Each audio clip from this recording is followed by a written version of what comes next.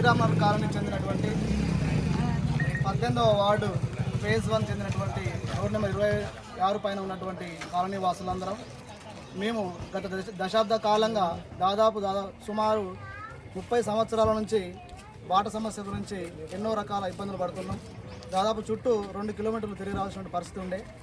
ఇట్టి పరిస్థితిని దృష్టిలో ఉంచుకొని జరిగినటువంటి మొన్నటి 18వ వార్డు డివిజన్గా ప్రచారంలోకి వచ్చినటువంటి గౌరవ జిల్లా మంత్రివర్యులు శ్రీ కోమటిరెడ్డి వెంకటరెడ్డి గారు, తెలంగాణ రోడ్ల భవనాల మరియు సినిమాటోగ్రఫీ శాఖ మంత్రులు 18వ వార్డు నుంచి కాంగ్రెస్ పార్టీ నుంచి పోటీ చేస్తున్నటువంటి గడిగ హిమబిందు శ్రీనివాస్ గారిని బలపరచడానికి ప్రచారంలో భాగంగా మా కాలనీకి రావడం జరిగింది.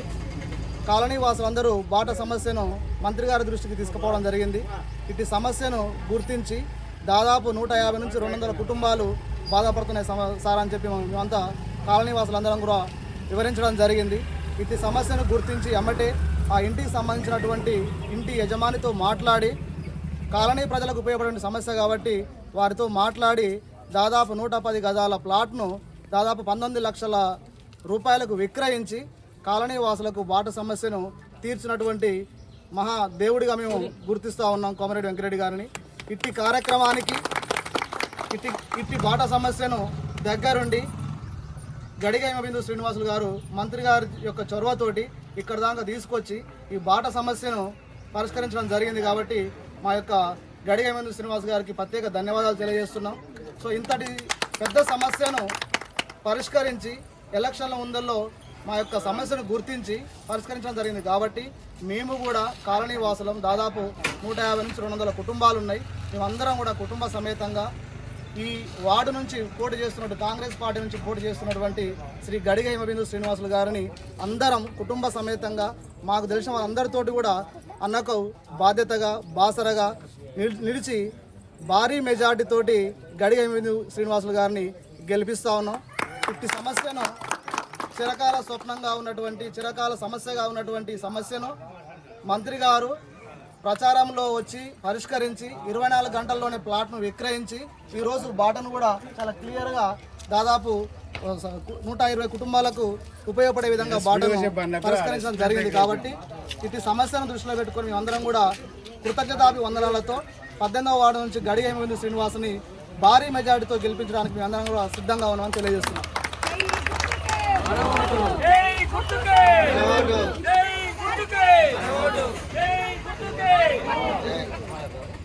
గారు శ్రీనివాసులు మాకు ఎంతో సహాయంగా తోడు నీడ ఉండి అన్ని పనులు చేసిరు.